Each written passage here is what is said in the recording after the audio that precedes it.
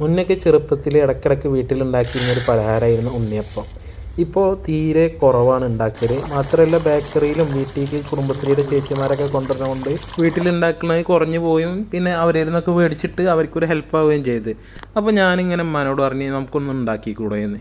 അപ്പോൾ ഉമ്മ പറഞ്ഞ് ഇന്ന് നമുക്ക് സമയമുള്ളപ്പോൾ ഒരു ദിവസം ഉണ്ടാക്കാം. അങ്ങനെ ഇന്ന് ഞങ്ങൾ അതിനുള്ള പ്രിപ്പറേഷനായിരുന്നു. അപ്പോൾ എങ്ങനെ ഉണ്ടാക്കണമെന്ന് നമുക്ക് നോക്കാം. ആവശ്യത്തിന് പച്ചരി എടുത്തിട്ട് വെള്ളത്തിലിട്ട് കുതിർക്കാൻ വെച്ച്, കുതിർത്ത പച്ചരി എടുത്തിട്ട് ശർക്കരപ്പാനി ഏലക്ക എടുത്തിട്ട് മിക്സി ഇട്ടിട്ട് അടിച്ച്, എന്നിട്ട് ആവശ്യത്തിന് പഴം ചേർത്തിട്ട് ഒന്നുകൂടി മിക്സി ഇട്ട് അടിച്ച് ഏലക്ക പൊടിച്ചതും ചേർക്കുക.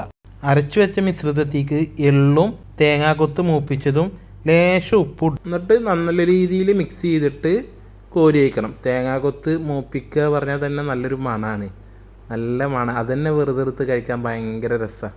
ഉണ്ണിയപ്പം എന്നുള്ള പേര് വിളിക്കാനും കേൾക്കാനും ഭയങ്കര കാതിന് കുളിർമയേക്കണ ഒരു പേരാണ്. അത് എങ്ങനെ ആ പേര് വന്നതെന്നൊന്നും നമുക്കറിയില്ല. പിന്നെ ഞങ്ങളവിടെ ഉണ്ണിയപ്പം എന്ന് വിളിക്കും, കാരോലപ്പം എന്ന് ഇതിന് തന്നെ വിളിക്കുക തോന്നുന്നു. ഉണ്ണിയപ്പത്തിന് സ്വന്തമായിട്ട് ചട്ടിയൊക്കെ ഉള്ള ആൾക്കാരാണ്. മറ്റേ നെയ്യപ്പത്തിനൊക്കെ സ്വന്തമായിട്ട് ചട്ടിയില്ല, ഏത് ചട്ടിയിലും പൊരിച്ചെടുക്കുക. ഉണ്ണിയപ്പത്തിന് നമ്മൾ അടിക്ക് കുഴിഞ്ഞ ചട്ടിയിൽ പൊരിച്ചെടുത്താലാണ് ഉണ്ണിയപ്പത്തിൻ്റെ ഷേപ്പ് വരുള്ളൂ. അപ്പോൾ നമ്മളെ മിക്സിങ്ങൊക്കെ റെഡി ആയിക്കണേ. ഇനി നെയ്യിലാണ് നമ്മൾ പൊരിക്കുന്നത്, നെയ്യിലും ഓയിലും കൂടിയിട്ടാണ് പൊരിക്കുന്നത്.